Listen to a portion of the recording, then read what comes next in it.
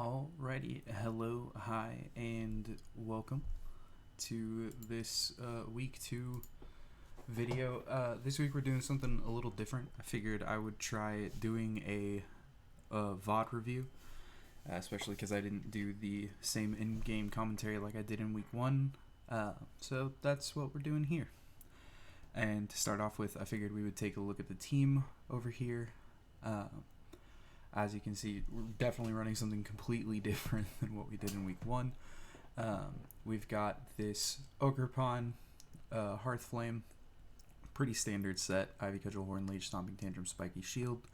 Nothing too crazy there, but just looking to get out there, do some good offense, and additionally to that, we've got Salamence, who similarly is just looking to get out there and do some offense. We've got a mixed set, which is something isn't done particularly often in Draft League. Even ran Serious Nature this week for, I think, the first time ever in Draft League for me. But yeah, we've got this Earthquake Moxie boosting spam mode that we can do with the Salamence, or we've got this Hurricane and Hydro Pumps in Rain setup. And the Covert Cloak is there to stop any, like, struggle bugs or fake outs or anything like that, just any of those secondary effects that would prevent it from just spamming earthquakes or hurricanes or hydro pumps, because that's what it's there to do. On this right hand side, we've got two semi-supportive, semi-carry pieces in the Luxray and the Milotic. The Dark Terra Luxray with Snarl is there to stop Expanding Force spam coming from my opponent, who you can see down below. It was the Nashville Ninetales. And Thunderbolt is just a good coverage move to have on a special attacking Luxray. The Air Balloon is there so we can switch with the Bulldoze or the Hurricanes, or my opponent has some solid ground type attackers like Ursaluna. And so just able to not have to worry about that and not demanding that I tear it defensively all the time. The Milotic is kind of just there to try and 1v1 a lot of those physical threats that my opponent has. The Terra Ghost in particular prevents Iron Hand's Drain Punching. With leftovers, Scald Burns, you figure eventually you win those. The Oranguru is actually kind of the sleeper OP part of this. We've got the Telepathy for the Bulldoze spam, and we have just Instruct to get off double attacks. And in particular, if my opponent gets Trick Room off and we happen to be slower with the Oranguru in there, being able to instruct so that the Earthquake actually still goes off first in the turn in either direction could be good, or getting off a sneaky Ivy Cudgel or an extra Snarl or something. Was kind of the idea there. And the Yawns are just there to pressure for switches against any of the setup that my opponent has. Or anything like that. And then we've got the Illumise. The Illumise is just kind of the obvious tier 4 bring here. Luminion didn't really have a job, so we've got Tailwind and Rain Dance to set up for the Go Fast mode. And if there's no Psychic Terrain involved, we can Encore people into Protect or silly moves that we can, be defensive with. And Fake Tears to just set up for huge Hurricanes, Hydro Pumps, Thunderbolts, Scalds, Ice Beams, etc. So that's kind of the idea of the team, is that we've got this kind of go fast, spam in the rain mode. We've got the anti-expanding force mode, and then we've got this Ogre Pawn play bonk mode. And then we've also got the Earthquake spam Moxie boosting method for the team. So a lot of versatility coming into this matchup, just because there's so much my opponent could do that it just made sense to be ready for as much of it as we could be. Excuse me. So with that, let's get a look at the actual game. And down here we've got my ugly mug, so you can see the actual in-game reactions. But a couple quick things before I let this play. I just want to talk about my initial reactions to the team to kind of get where the spinning head mode was at.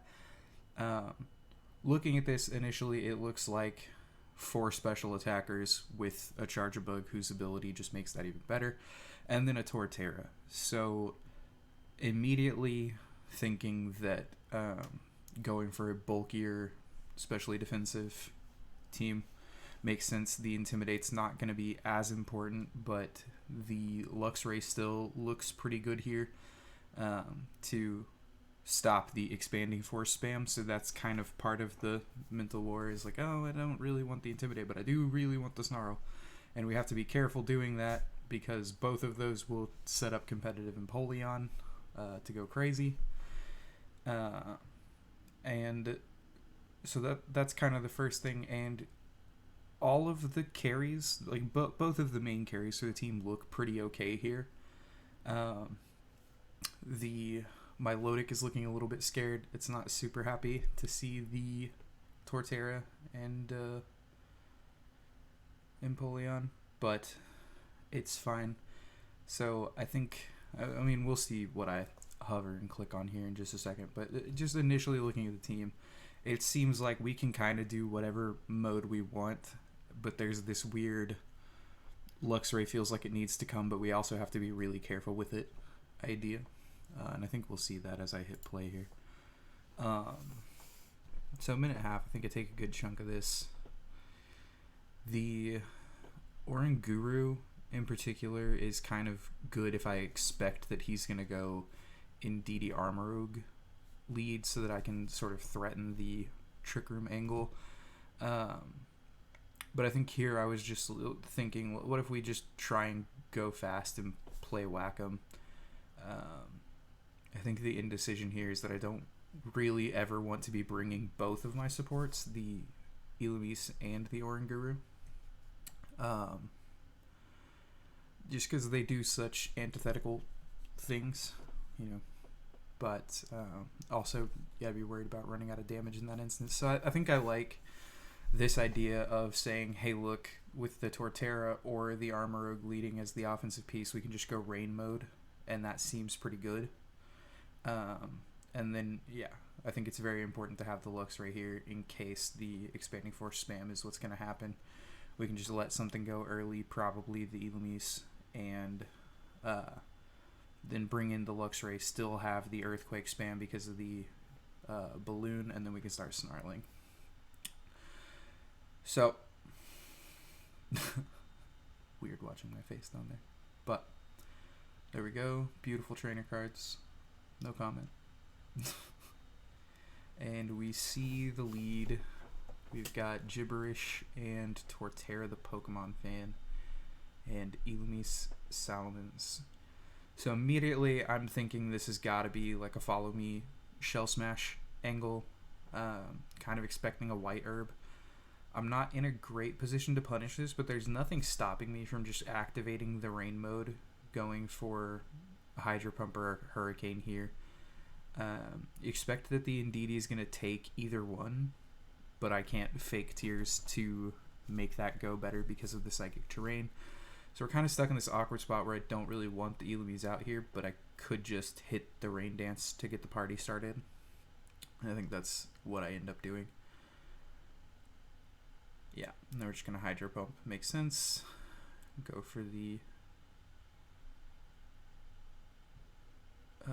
big damage in case it Terra'd was the idea there. This is Terra Fire Torterra, so if I Hurricane there and it's a turn 1 Terra, it's problematic. But yeah, that Hydro Pump does nothing, and he gets off Shell Smash, so we're already looking at the no-no zone. And so I think what I'm about to do looks a little bit silly in retrospect, so I'll try and defend it here. I know it's a Torterra and that it could Earthquake, but it's against a Bug type and a Flying type. That's a resistance and an immunity. So I think I go the Terra Steel here, thinking that he would never hit anything that was going to be super effective on a Steel type Salamence here, unless he's just making an insane read. And then I can protect next turn if it's something that I'm still worried about, or if I don't like my position. And we get the Luxray in here for an Intimidate. So honestly, I think we're pretty okay. to just eat whatever hit is going towards these Salamence. And as we see here, comes the Terra Ooga Booga. Got a big old axe on its head. So goofy looking. It feels so much better to be back on cart. So you can see all this dumb stuff. But yeah, the follow me again. No reason not to. The Rock Blast actually goes into where the Illumise was. So we lose our air balloon, which makes the Earthquake spam a little bit trickier. But, you know, it's fine. So the Hurricane comes out. Boom. And we get the Confusion. That's kind of big. But I think at this point, the thing that's lodged in my head is that I want to get another cycle through on Intimidate. And I kind of want to start getting things in position to do Earthquake spam, because I'm already kind of behind on tempo. I've done nothing to the now set up Torterra other than Intimidate it once. And so switching to this more physical mode, and especially because the special attacks aren't getting through this Indeedee very quickly at all, just made a lot of sense in the moment. And I think that's fine. I don't think I disagree with that in this moment. It just kind of sucks that there's a lot of nothing happening in my left slot, and it was a great switch to Bullet Seed there, but after the Intimidate, Oranguru takes this pretty well. And at this point, it's pretty confirmed to me that that's loaded dice on the Torterra, which is cute. I like it. But, yeah, Oranguru immune to this Earthquake, so we start getting some chip, and we don't actually pick up the Indeedee there, which is kind of frustrating. But we just run it again. Yeah, I think I agree with me that yawn play wasn't a particularly advised idea. I don't think Torterra can kill... If he had something that was going to do something to the Salamence, he would have done it by now. So I just kind of make the read that that's not what's going to happen. And, yeah, Bullet Seed going for the Oranguru. He's just trying to prevent me from having any support left, which I think tells me a lot about what his game plan here is. It is Torterra's got to win this thing or he's got nothing. And now having seen a good chunk of the team, we can confirm that. If Torterra's not cranking this out, it's super problematic for him. And now there's no redirection, so I can just go for this big Hurricane. And he either just has to eat it at his downed defenses from the Shell Smash, or switch out and lose his offensive buffs. And as you can tell, I'm completely phased, just like looking down there. It's struggling. So yeah. Luxray comes back out, which is also why we can't hit Earthquake here, because the balloon was popped. We get another Intimidate. The attack boosts are now gone from the Shell Smash. It is just neutral and defenses lowered for the Torterra. And sure enough, 4 hits, go 9-9. Luxray absolutely did its job there. And we actually didn't reveal any information about what the Luxray had going on other than Intimidate. So that's pretty big. And then this KO, the fun thing about Moxie is you don't have to use a physical attack to pick up a Moxie boost. So boom, now we're at +1 attack. We've got the ball rolling, and this Struggle Bug is when my opponent learns about Covert Cloak. We lose the rain, but we still have Illumise, so that's okay. Because if we need the rain back up, we can get it. I think going Oranguru here might be wrong. I think going into the Illumise here is better, because we can just get control of the game again in terms of speed. But my opponent's got double defensive stuff here, so it doesn't really matter. And I think the instruct works out to let me pick up a double here, because even if there's a follow me, Indeedee will go down, so the instruct won't be able to target the Indeedee, so it'll go back to its original target. And it didn't follow me anyway, so that's Moxie Boost number 2. Yeehaw, says the Salamence. And then Monkey Friend says, do it again. And so Earthquake at +2 into the Charger Bug at neutral. Doesn't pick it up, so we do get String Shot. And this is where things start to get a little wonky. So we're now at -2 speed on the Salamence, which means basically if we get Tailwind back up, we're back at neutral speed. So here what we need to do is Bulldoze and Protect, even though we can kind of probably take the Bulldoze. It's at this point that my opponent really has to target and deal with the Salamence because he's down to his last health bar and a 10th. And so he especially needs to get the damage off while he still has Charge Bug to boost the damage. And then it's just a no attack moves Illumise in the back that he has to deal with. So basically what needs to happen here is we need to get this Bulldoze off, and we need to get Illumise in for a Tailwind to make sure that we can actually try and outspeed this Armarouge, because we're not particularly speed invested on this Salamence. It was very bulky. So this Bulldoze is big. And this is where we confirm that it's not Clear Amulet or anything on the Armarouge, which is big for going forward if we need to fake tears it. And then Charge Bug does us the favor and gets the Oranguru out of there, which means now we can bring the Illumise in, and you can see in the video right there, I just, okay, thank God. If that had been like another String Shot or something, that could have been a much bigger problem.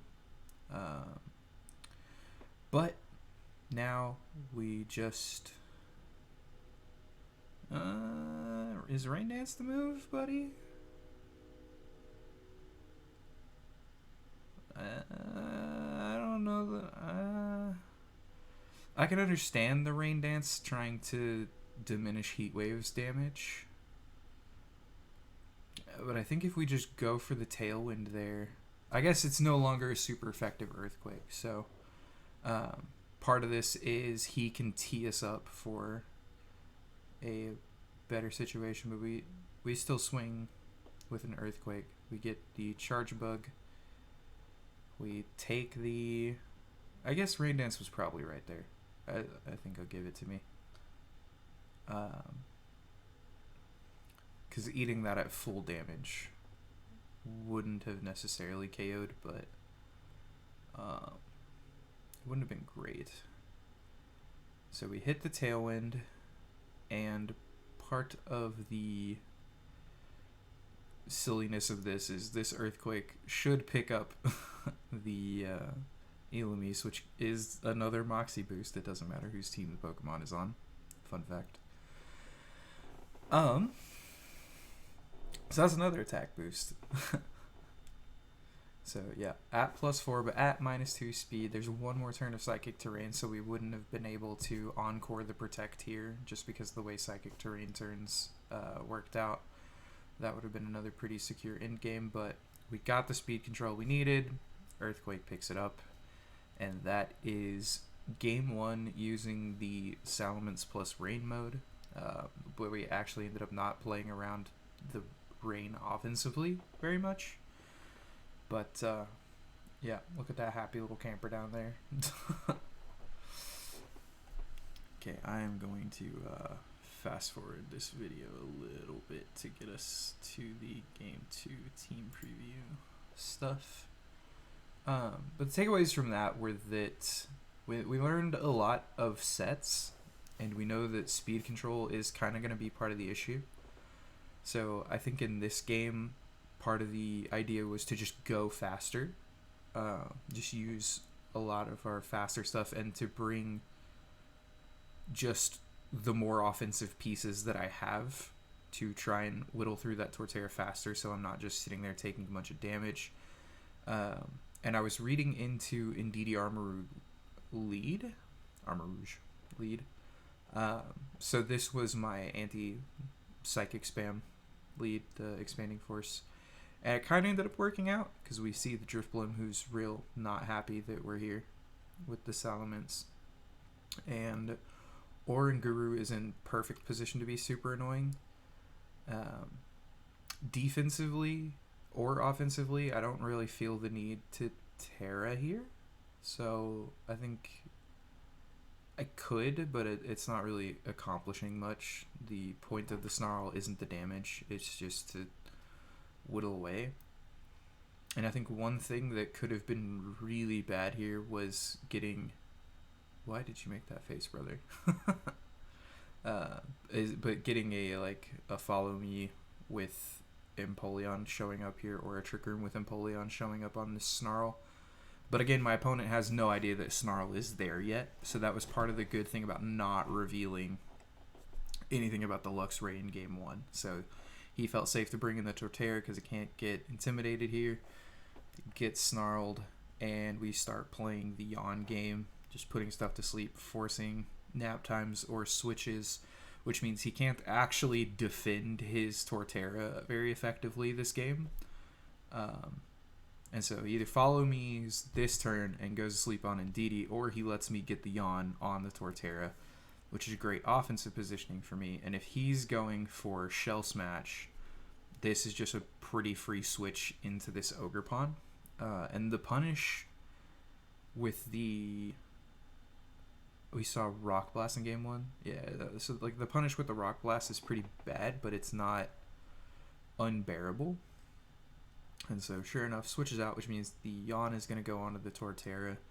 If it's going for Shell Smash to set up here, we can just immediately get an Intimidate going on that, and BK. And so, yep, Shell Smash happens, which is honestly best case scenario for us. He's dropping his defenses. He can't protect it very well here. Free yawn into the slot. And we can either set up and Intimidate for the next turn, or we can play defensively in the Ogerpon slot to just sort of scout out some information about what on earth this Drifblim is trying to do.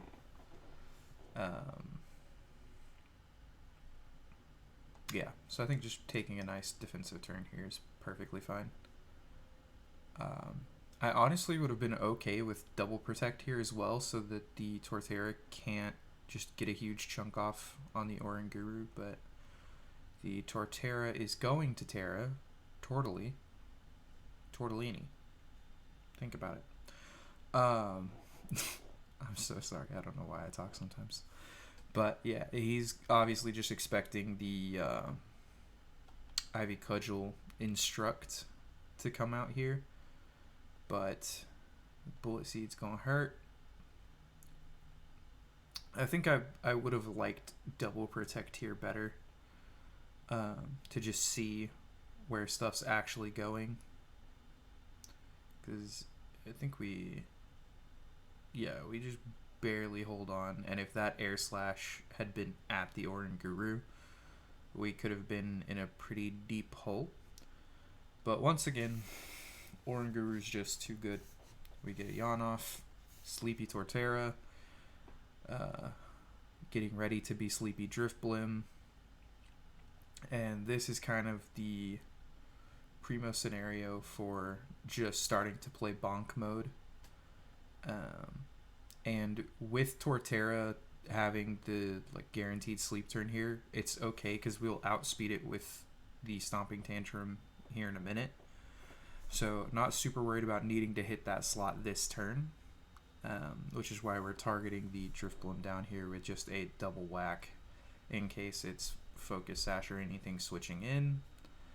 And so, fun fact, the only calcs we did this week, not encouraging that, but it is what happened, was calcs about Ivy Cudgels into Empoleon And a crit on a max defense Empoleon has a chance to just outright kill. That's like a 20% chance. So, yeah, not trying to foreshadow or anything, but look at that calculator where it go.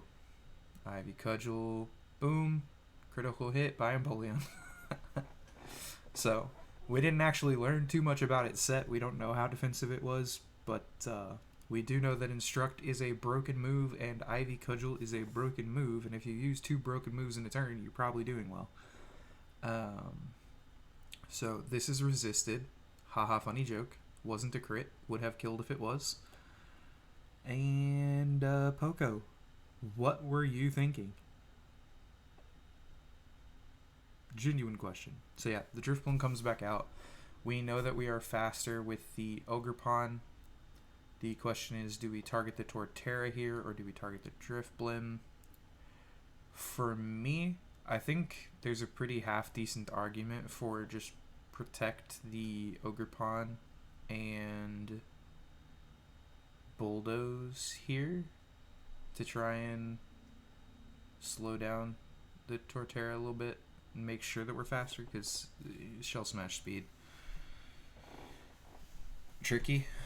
Not entirely sure, and we're not max speed on the Ogerpon, but could have been the move. Torterra stays asleep, and we didn't play around it, so a little bit frustrating. But we do find out about Strength Sap, which is a good note. And now that goofy weirdness on the floor is gone. So, yeah. Going for the Bulldoze that I think we should have done last turn, but it was okay. And then we switch to get an Intimidate on this Torterra just in case it's still faster than stuff. Just not very confident in the speed tiers was part of the problem here. And especially worried about Drifblim being able to set up a Tailwind on me in this exact moment.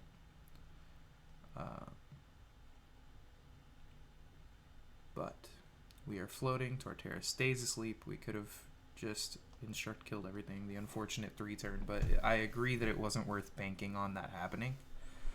And finally, Oranguru goes down, but that's okay. I think we're actually in a pretty decent spot. I think Ogerpon is the better play here. I don't think we need... Yeah. The Salamence is kind of really worried about the Rock Blasts, and we've already used Terra, so we can't defensively do that. So I think the Ogerpon coming out is correct. We know Torterra will wake up this turn, because I think that was 3rd turn of sleep. So...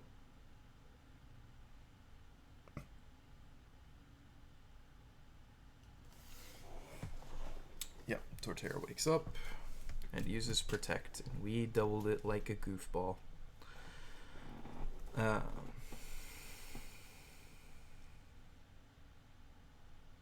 so I think we're looking, yeah, Drifblim just goes for Strength Sap, which is fine. We've got the Ivy Cudgels. We don't really care about our attack stat getting dropped particularly much.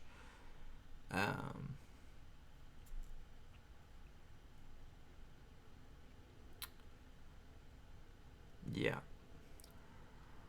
I don't like attacking. Yeah, I think playing defensively here with the Ogerpon is probably correct. Either switching it out or just hitting the Protect button.